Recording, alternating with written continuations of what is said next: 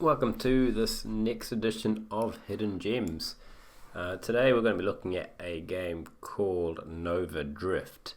Nova Drift is, I guess you'd say it's a rogue game. And it's very similar to, I guess, the old school Asteroids game, where you take over, you play as a ship, and basically you start off and you shoot funnily enough, asteroids that come on the screen, and then slowly but surely there's things which will shoot you, and bosses will appear.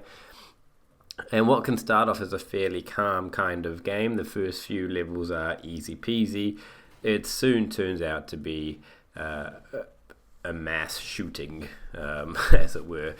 What I really like about this game is that you can pick the variety of options for building your ship is massive. So basically, as you shoot your opponents, you level up, and with level ups you use like a grid type upgrade system, which in turn you can choose where you want to use your upgrades. You can upgrade things so you shoot quicker, you can shoot more projectiles, and that's not dodgy. You can use it to deploy mines, you can use it to spawn an ally, you can use it to upgrade your shield. There's a plethora of options of how you'd like to upgrade your ship. Now, I do want to note that this game is still in early access, and it's very easy to play it and lose hours on this game. It's a very addictive game. I came across this, I believe I had it on Humble Bundle, and it was very easy to pick up. It's got that appeal of, okay, that round's over, let's do another round.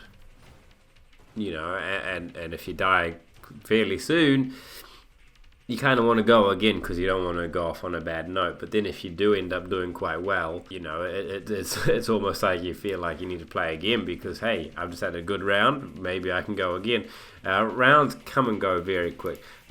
Similar to how in Fall Guys you play around and you know, as soon as it's over you can boom right into another game. Because it is single player, you can literally just jump back in. This game was released, it has been in early access for a while now. I'm just checking the release date on Steam, and it's released 27th of March 2019, and so it's coming up close to 2 years being in early access. If you do check out the Steam page, there is, I guess, like a roadmap or a guide as to how they'll be releasing more content for this game. Just trying to check the price. So full price is $21.50. It's currently on a sale at the moment for $11.82. That's Australian pricing, and for $11.82, it's definitely worth it. And I'm pretty sure once it does release, if they keep adding content, it could very much well be worth that full price of $21.50 Australian. This is made.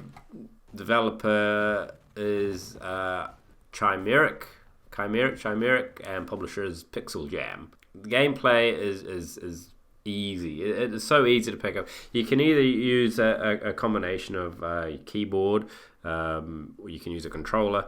I personally just use my mouse. I use a combination of mouse and keyboard. There is, I guess, kind of one drawback. If I don't even know whether you would call it a drawback, is the way you are facing is the way that you will move, and that's also the way you will shoot. So basically, the way you're facing, you will shoot that direction. I know a lot of other games you can kind of direct yourself one way and then shoot from different directions. That's not an option here. That's not. It's not something you're going to do. It only likes your straight shooting. There is a dodgy joke there somewhere. But I can't think of it at the moment.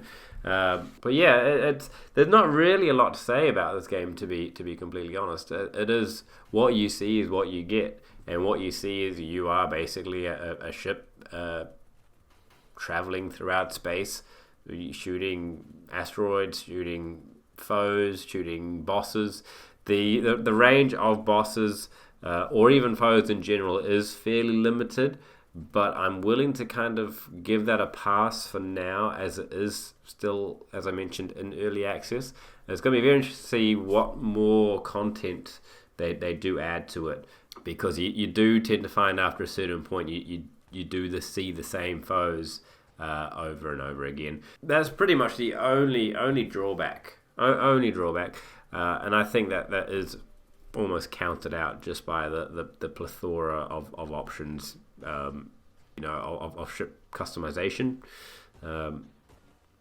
That's half the appeal of going back to it. You kind of want to try out different builds, try out a different body type with a different shield, with a different gun, with different mods. It's literally endless. I do recommend it.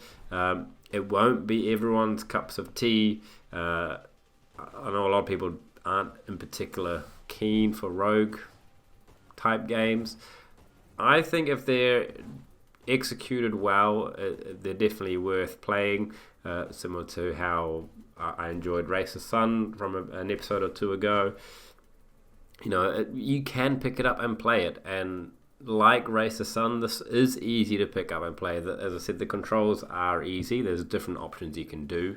I honestly think that's it. If you like space games, if you want to drive a ship, you could call it Nova Drift, and that's your one per episode. I know that's a reach, but really, how am I going to implement Nova Drift into a sentence which isn't too forced? I don't know.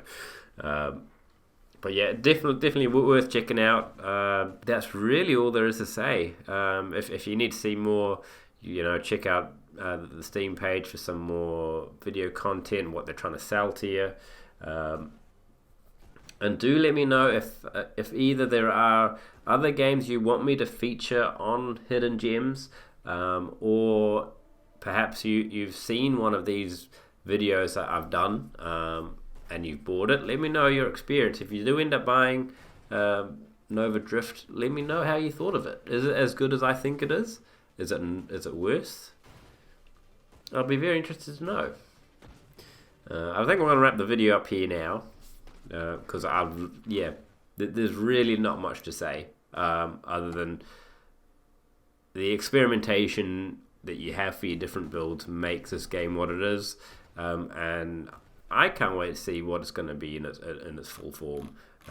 It's very arcadic, very retro feeling, easy, a little bit on the expensive side, but as I said, worth it definitely. Do check it out. That's all I've got to say. This has been Dark Necessities. Hidden Gems, done.